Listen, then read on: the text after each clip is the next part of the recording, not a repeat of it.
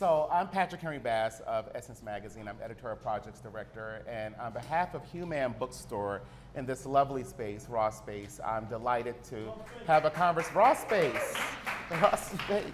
I'm delighted to lead a conversation with the Cora Daniels, one of our finest thinkers, journalist extraordinaire.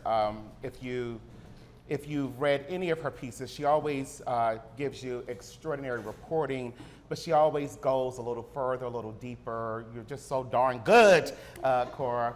And Impolite Conversations is no exception. And her books keep getting stronger and stronger, and the messages more and more pungent and exciting. And this one, Impolite Conversations, has a lot of people talking, and so we're going to talk about the book, which she has a co-author who isn't here, and I'm not him, although I would love to have been a part of the conversation. I've been a fly on the wall when you guys were conversing, but first I'd like to introduce the esteemed Cora Daniels, and her bio could go on and on and on, so I did edit a few things out. The fact that you were born, and I do need my reading glasses. I know that they say black don't crack, but somehow with the eyes, it does. So Cora Daniels is an award-winning journalist and author. She was a longtime staff writer at Fortune, an editor at Working Mother magazine and at Consumer Reports magazine, and currently contributes regularly to Essence magazine. You can applaud if you want for Essence magazine. Cora's last book, Ghetto Nation, A Journey into the Land of Bling and Home of the Shameless, received critical acclaim and national press attention and continues to stir up debate. Her first book, Black Power, Inc., was dubbed thought-provoking by the Washington Post and a must-read by Black Issues Book Review. A sought-after expert on diversity and business issues, she has served as a commentator on ABC News, CNN, CNBC, BET, and The Charlie Rose Show. Her latest work is Impolite Conversations, Race, Politics, Sex, Money, and Religion. In it, she teamed up with cultural anthropologist John L. Jackson Jr. to put forth a series of candid essays on America's top hot-button issues.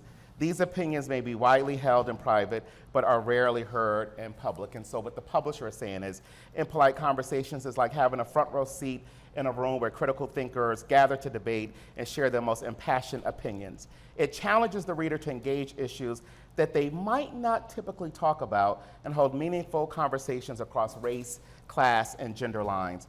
By the end, regardless if readers agree or disagree with the authors, it is a book that they will want to share at their next dinner party, around proverbial water coolers, on neighborhood stoops, or wherever discussions should get lively. So ladies and gentlemen, I present to you Cora Daniels.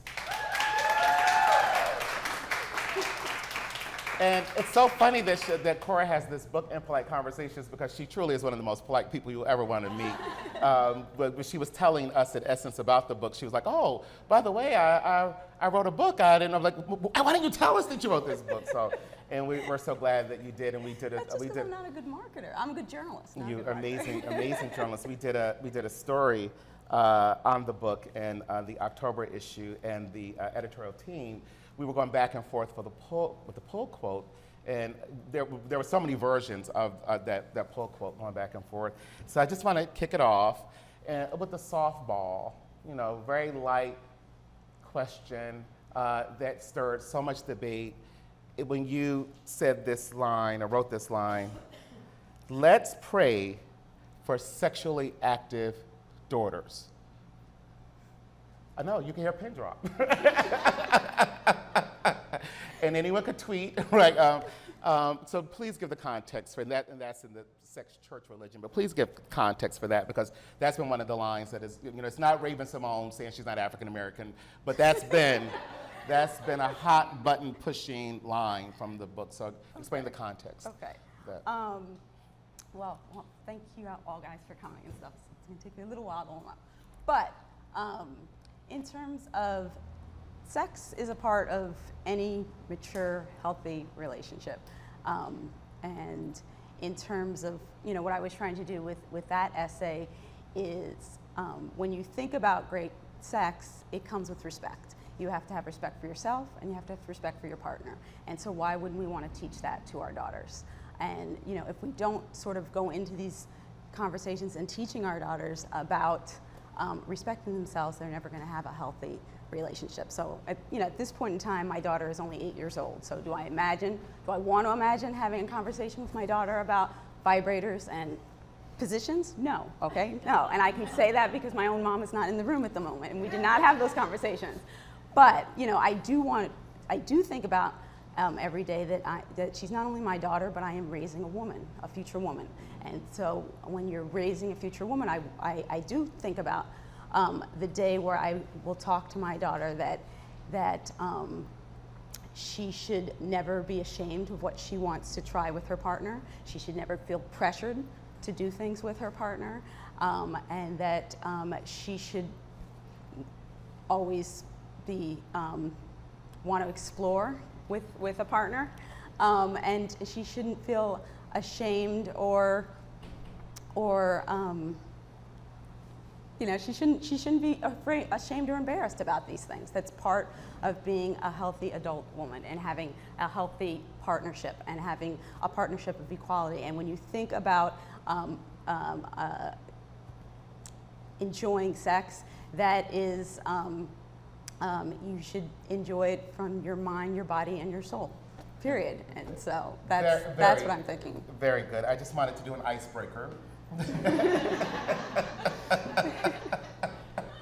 So now let's circle back to how did this book come about, and please share with the audience and the television viewing audience that there is a co-author. I did mention him in the introduction. Yes, my co-author. How this all came together. Okay, so my co-author, John L. Jackson Jr., is a bigwig academic. He's now dean of the School of Social Policy at University of Pennsylvania.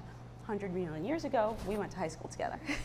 And we have remained friends since high school. And we, we talk about things. You have like one good friend where you talk about things. He's my buddy that we talk about stuff.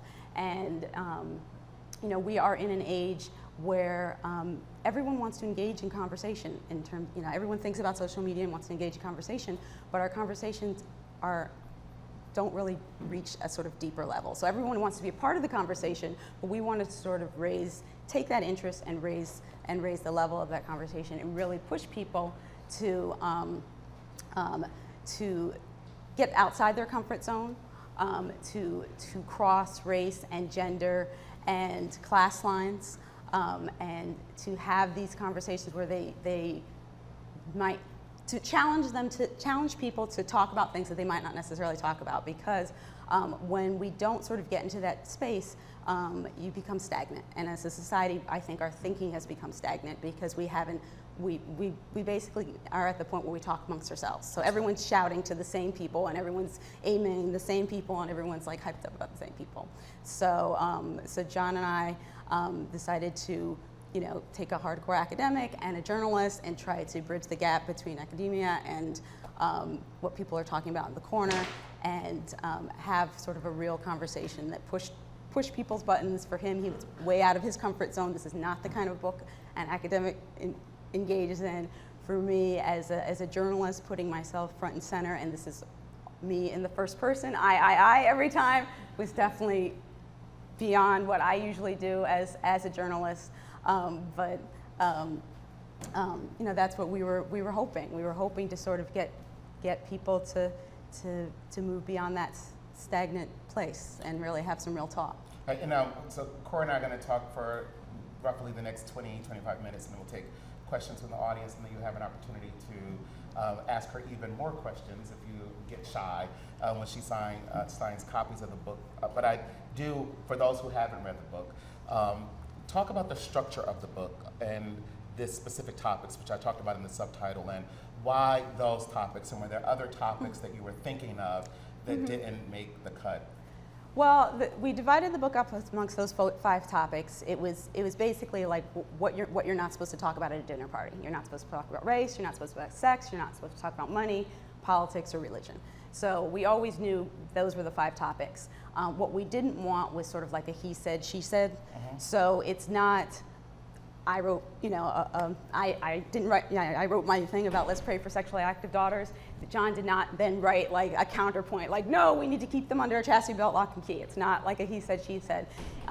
We each wrote individual essays within those topics because we were trying to mirror we're trying to mirror a conversation where